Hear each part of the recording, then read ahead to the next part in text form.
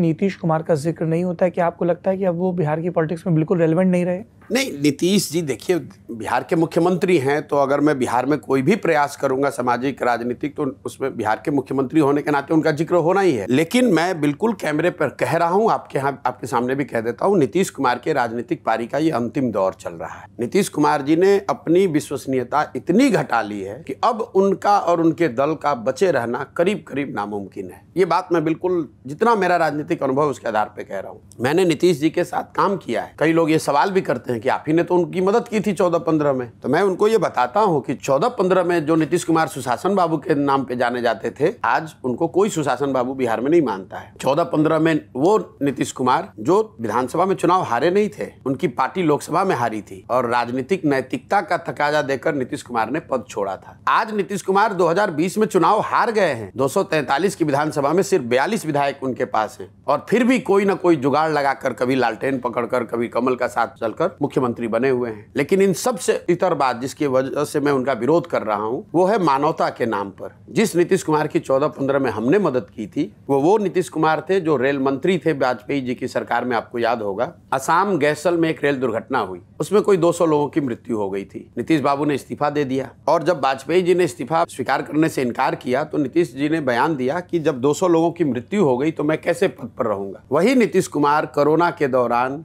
हजारों लोग बिहार के, उनकी दुखद मृत्यु हो गई, लाखों बच्चे, पूरे देश में क्राइसिस थी, लेकिन जितना बिहार के लोगों ने सफर किया, लाखों लोग पूरे देश में मारे मारे फिर रहे थे। नीतीश कुमार अपने घर से 1 महीने तक बाहर तक नहीं निकले। दिल्ली में, गाजियाबाद में, आप तो उस एरिया में रहते हो, हजारों बिहार के लोग फंसे हुए थे। नीतीश कुमार ने इतना भी जरूरी नहीं समझा कि यहाँ से 2 बस भेज दे, 2 अफसर भेज दे। अब उस नीतीश कुमार का विरोध कर रहा हूं, न जिसमें राजनीतिक नैतिकता बची है, न जिसमें प्रशासनिक काम करने की कुशलता बची है, और न जिसमें मानवता का कोई अंश रह गया है। यहाँ शराबबंदी लागू उन्होंने किया है।